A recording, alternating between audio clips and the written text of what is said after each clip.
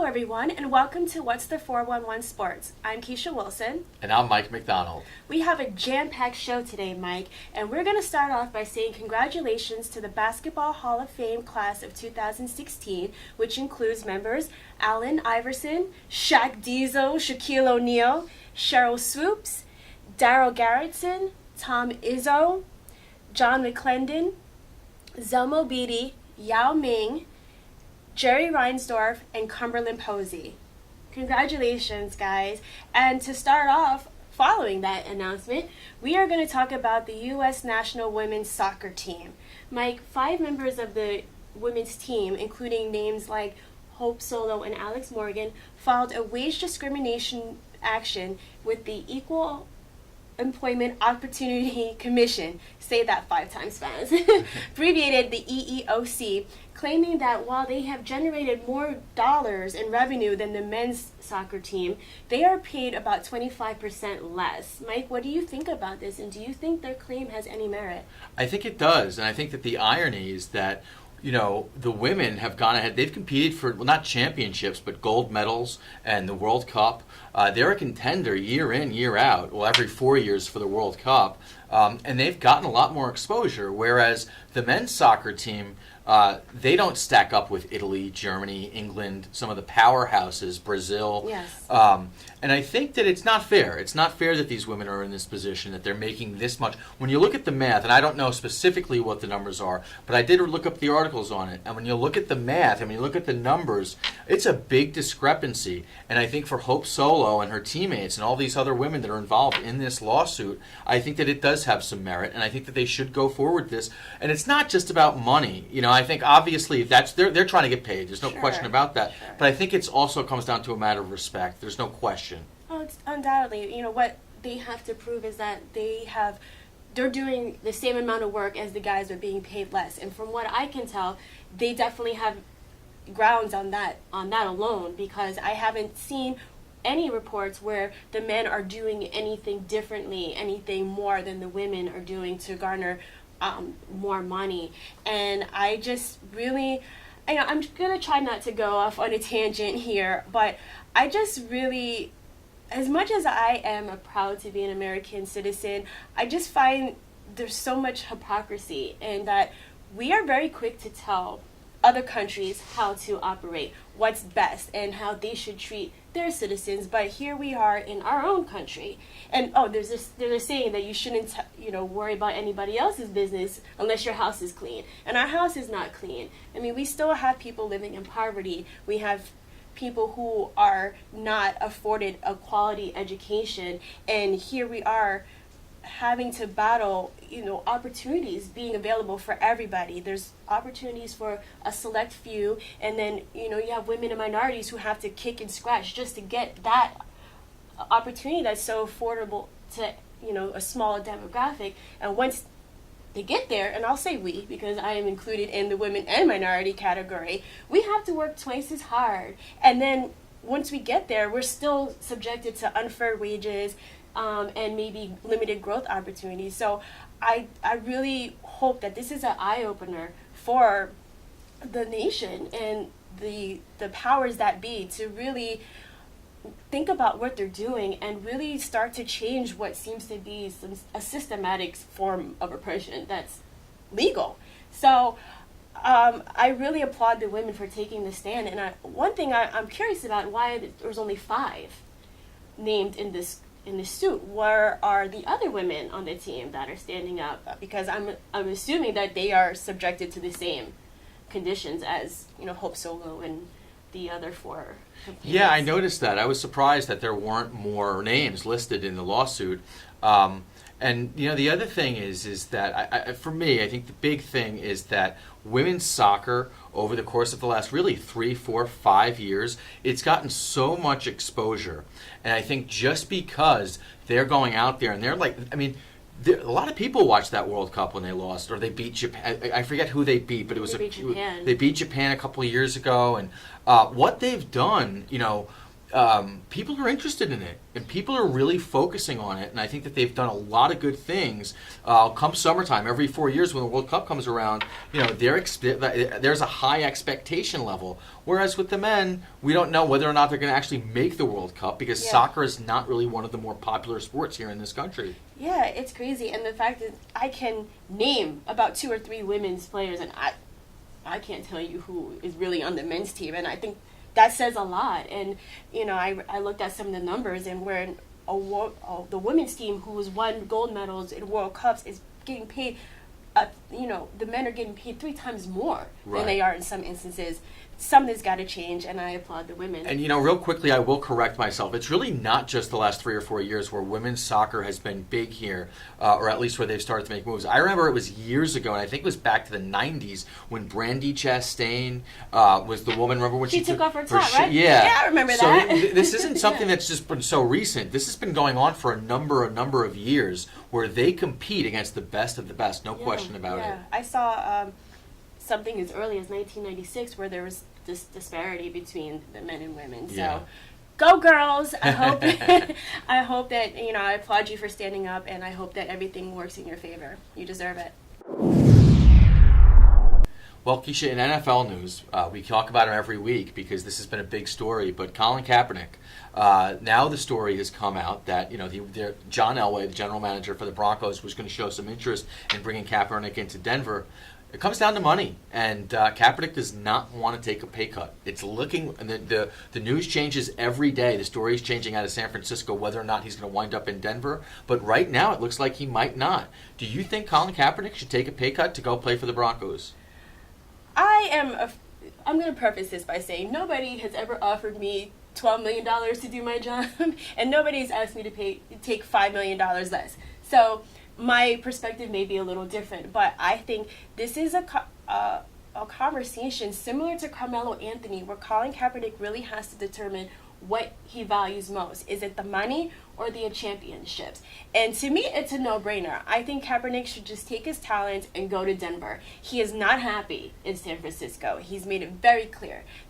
He's not happy with the current management. I don't think he's happy with Chip Kelly. I don't even think they've really met to discuss the upcoming season.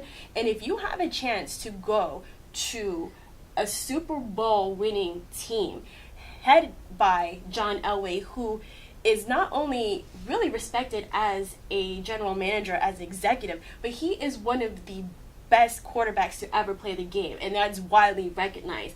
I don't know why you would not want to go to that organization if you were Colin Kaepernick. And I don't know. Kaepernick, I think you really need to go, and you have a real chance to start. Right now, they have Mr. Butt Fumble, Mark Sanchez, and I'm not saying that he's done in terms of Sanchez, but his recent record is not as impressive as Colin Kaepernick. And Kaepernick, I know it's probably a bitter pill to swallow, but I think you really should think about it. Denver is by all accounts, a first-class organization, and to leave the dysfunction of San Francisco alone, to me, is worth the money. And to have Super Bowl champion Colin Kaepernick be how I'm introduced, so I think that he should go. I think the big thing that hurt Kaepernick was when Jim Harbaugh went back to Michigan. I think that he had a good relationship with him, and I think that really hurt him. And I think for the Denver Broncos, what are they going to do now? If Kaepernick isn't going to show up, they don't have a quarterback. No, they got butt fumble. Yeah, they have butt fumble, but this is the championship defense. It's going to be really difficult to see what's going to happen with how all this plays out over the course of the next couple of weeks, because it should be resolved pretty soon. Right. Just on a quick note, the Denver Broncos want to offer Kaepernick $7 million, and that seems to be really low given the market for quarterbacks. So I don't know if they can't get Kaepernick, Kaepernick, who they can get at $7 million when the going rate is about $18 million. So we'll see as the world turns in the world of Colin Kaepernick and where he's going to land. Well, stick with us because we're going to talk some hoops. We've got March Madness with great NCAA tournament, and we're going to talk some NBA as well. All coming right up on What's Poppin'. Welcome back to What's the 411 Sports. Last night we had the NCAA Championship and it went really well. I mean, how about that game, Keisha? It was amazing. My ABCs were in effect. Anybody but Carolina.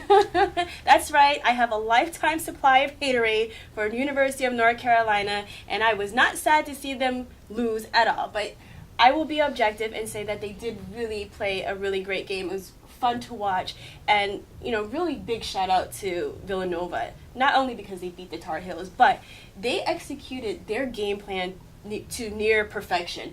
Every dominance or perceived dominance that Carolina had, they were able to neutralize, and where the biggest thing was keeping Carolina off the boards, limiting their fast break opportunities, and the defense was so stout that Carolina could not get the ball down low to their big people and force them to be a perimeter shooting, which is one of their weaknesses. So I think it was just really excellently coached by Jay Wright and executed by the players. But I will give Carolina some credit. Marcus Page really put the team on his back in the waning moments of the game. He got them to a tie score with about 4 seconds left, I think, and but Jenkins from Villanova came through with a clutch shot to bring home the championship. Yeah, you talk about coaching. When you see those last 4 seconds when Villanova comes down, they hit that shot. For us, when we see it, it looks like, okay, here we go. This is just 3 or 4 seconds, and then they've practiced and practiced and practiced that going back all the way to October. And Jay Wright gets so much credit, absolutely, just like you said, for the game plan that he put forward. I got to bury Roy Williams, though. You've got to find opportunities for your players. They were so much more physical than Villanova. And Roy Williams, he's a very, very good coach from Kansas to North Carolina. But I think that Jay Wright certainly outcoached him last night. There's no question about it.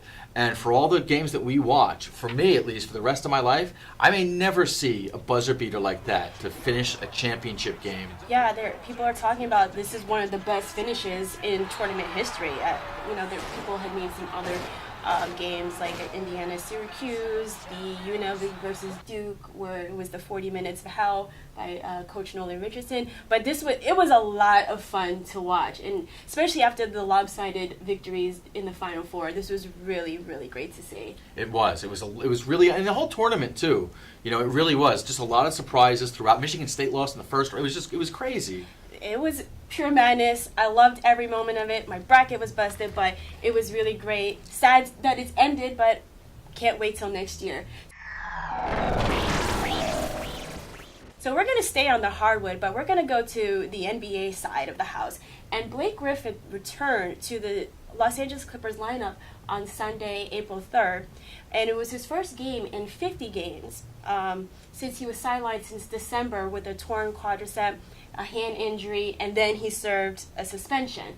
So when he returned to the lineup, it was revealed that his quadricep is still torn, but he still played in the game. Do you think this was a good move by the Clippers to put him in the game when he's not fully healed? I think it is. I think it is a good move because I think that they've done their homework. They've got the doctors. They're looking up on Blake Griffin. They're not going to put him in jeopardy. This is the guy that he still has a bright future, and I don't think that they're going to jeopardize anything by rushing him back too early. But I think for the LA Clippers, really the big question is, because we've said this before, that we think the Spurs or the Golden State Warriors will wind up winning the West. I think the Clippers, really, they're going to have a lot of questions about what's going to happen in the next year, 2 years with Blake Griffin, of course, Chris Paul. They just signed DeAndre Jordan in the offseason. So going forward, I think there's a lot of question marks with this franchise. But overall, I think that this is a good move to bring Blake Griffin back like this and try to make a push for the playoffs. But like we both agree on, I don't think they're going to go that far. No. This is a calculated risk by the Clippers. They had a 30-15 record without him. But they know that in order to really make a push, they're going to need Blake Griffin. Because even though they went 30-15, they had a losing record against the upper echelon teams in the league. So going under the idea that a little bit of Blake is better than no Blake is, I think, where they're going with this. And they're going to monitor him to make sure that they don't lose him, period, going into the playoffs and then the rest of the season. And like you said, I think it's a do or die time for the Clippers, and I think they really feel that sense of urgency, which also aids Blake Griffin's return, because Chris Paul, he's 31. Basketball-wise, he's going to start going on the downside of his career, and he is a competitor and is hungry for that first championship. And if he doesn't feel as though he's going to get it with the Clippers, he is going to go elsewhere and maybe do the super team with LeBron. So, and even Doc Rivers did acknowledge that if this team has an early exit in the playoffs, this team, as presently constructed, may not be that way going into next season. Absolutely. Well, the big story in the NBA last week, of course, was the Golden State Warriors, who had this great home winning streak. They had won 54 regular season games at home, and they lost to the Boston Celtics on Friday night. And that was really a big surprise. What was your sort of, when you saw that happen? What did you think?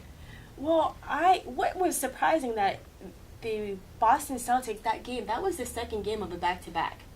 But I think for me, Isaiah Thomas of the Boston Celtics was really the difference maker. He had a subpar performance in the first half, and he changed his shoes going into the second half, because he jokingly said that the first pair didn't have any buckets in him, so he switched to another pair. And he rattled off 18 points in the third quarter. He is explosive. He's quick. He slashes to the basket to either score or dish.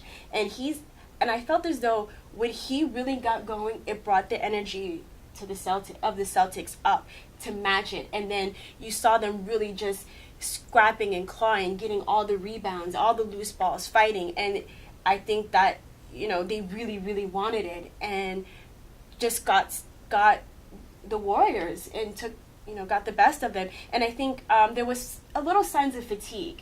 And it's really weird because Steph Curry really doesn't play much in the fourth quarter, but he was there to the very end, and some of the shots didn't fall for him like they normally do. As great as he is, he's not always going to make every shot, and they had a chance, but the Celtics the balls fell their way, and they just really wanted it, and you could tell that they had the Warriors on the ropes.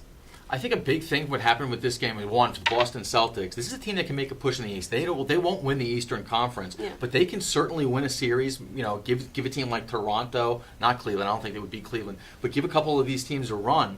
And then you look at the Warriors. What this says to the other teams like the Spurs and the Oklahoma City Thunder. The Warriors can be beaten at home. I know it's the regular season, but at the same time, it's intimidating when you play a team on the road that's 41-0 at home. Mm-hmm. And then when you go ahead and you see that they actually can be beaten, I think it does give a little bit of motivation to some of these other teams, and they get their confidence up like, oh, we can beat this team. Sure, and it gives them some film to watch, because the biggest question all season is how to beat the Warriors. And when anybody does, that's going in the film room. Hey, this is how you do it. And so the Celtics gave another game plan and some other material for coaches to work with. Welcome back to What's the 411 Sports. We're going to talk about our home team, the Brooklyn Nets. Mike, given the results of this season that's going to end very shortly, who do you think will be back on? Who do you think who is on this roster will return next season? Brook Lopez, Thaddeus Young, and Rondae Hollis-Jefferson. And aside from that, really, both of those players, Hollis Jefferson and Thaddeus Young, the Nets might even want to move those guys to get some extra chips. But I think that those are the three players that the Nets can build around. As far as other role players, I think what's going to happen, the one thing that the Nets have coming into this offseason is the Joe Johnson contract. All right, Mm-hmm. they're not going to be so invested in Joe Johnson, which is like $23 million.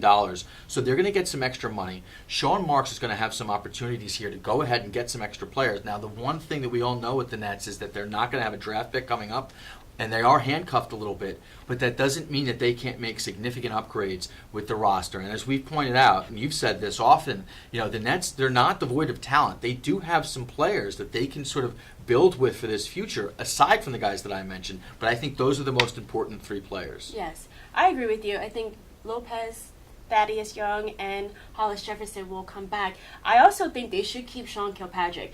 I like this guy. There's just something about him. He's just the Energizer Bunny. He's got this spark, and really, his team kind of follows him. There's just an energy, this heightened. I don't know. I like seeing him. I've loved what he did on the court, and I think that he should come back. I think the question is going to be point guard wise. Jared Jack will come back, we hope, fully recover next year. Then there's Shane Larkin. I don't know where, if you keep him or not. He has had some moments where he's really been effective on the floor, but I don't know if they were enough to keep him on the roster next year. And I think, unfortunately, I don't think Tony Brown will return as head coach of the Nets. He may come back as an assistant, but I don't think that he's done enough to warrant a second shot at at being a head coach. And then we'll just see what they can do. Like we mentioned before, they don't have a draft pick, and Sean Marks comes from the Spurs, who are really big on European talent. So maybe you can get some quality European players, maybe for maybe a little less, to work with their salary cap. And we're gonna just go over to the bridge quickly and talk about the New York Knicks and maybe some of the changes that may come along next season. I know that Aaron Aflalo is a big question mark. There's been some miscommunication, some discord between him and Coach Kurt Rambis. What do you think about that and maybe some of the other pieces of the puzzle? Yeah, I think Kurt Rambis, I'd like to see the guy stick around in the organization. I think he does have a rapport with Phil Jackson. And I like Kurt Rambis, but I don't think he will be the head coach of the Knicks going into next season. Phil Jackson has a lot on his plate, not just roster-wise, but what he wants to do as far as making upgrades, making trades, or what he wants to do with Carmelo Anthony. But for me, the big thing is who's going to coach this team? And a guy like Phil Jackson, who's so set in his triangle offense and so set in his ways, it's going to be interesting to see, because we've all heard the name Thibodeau, and the guy was a former assistant coach. He's from this area. He's actually from Connecticut, but he's from the metropolitan area. Mm-hmm. It's his dream job, and I think it would be a good fit, but I don't know if that's actually Phil Jackson's type of guy. So it's going to be, as we get into the offseason to see how the Knicks go forward, it's going to be interesting to see the type of moves that Phil Jackson makes and what happens with Carmelo Anthony as well. Yeah, I would love to see Tibbs in New York. I think he's probably a better fit for Brooklyn rather than the Knicks, just because of, one of the reasons, because of what you said about Phil Jackson, him being very stuck in his way of thinking and his way of running an offense. And Tibbs has his own mind and how he feels his team should be run, and is very vocal about it. And, there were clashes between him and the management at the Chicago Bulls. So I don't know if he'll end up at the Knicks. So I think the Nets might be a better option. We're going to go from the hardwood to the diamond, and you've got some Yankees news for us. Yeah, well, the Yankees, and we're supposed to just be talking baseball specifically, but unfortunately the Yankees are at odds with Comcast, the cable company. And what's going on here is that Comcast is not giving in to what the Yankees financial demands, because the Yankees are telling the Comcast and their customers, you got to pay extra bucks if you want to watch baseball.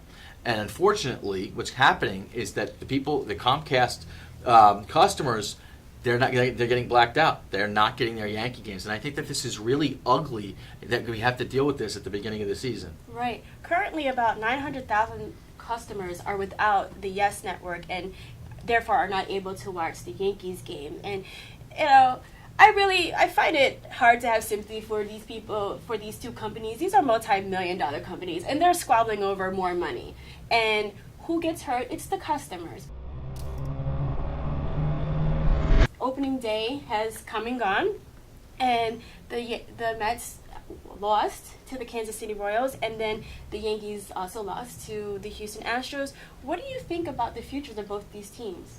Quickly on the Mets, I think that for the Mets, they're a contender. This is a team that made the World Series, lost in 5 games to the Royals. With the pitching that they have, with some of the upgrades that they made, I love Walker at second base. I think that Cespedes, that was a big move by bringing him back, and that's going to let him walk. For the Yankees, I think they'll compete for the AL East, but it's not like it was 15 years ago, almost 10, a little over 10 years ago, where as a Yankee fan, you were expecting to get to the World Series year in, year out. Those expectations, it's not the same like it used to be. Thanks for staying tuned with What's the 411 Sports. As you know, every week we put players that are behaving badly on the bench, and sometimes if they are just really egregious in their behavior, they get in the doghouse. Now, Mike, you're putting New York Mets pitcher Matt Harvey on the bench. Tell me why.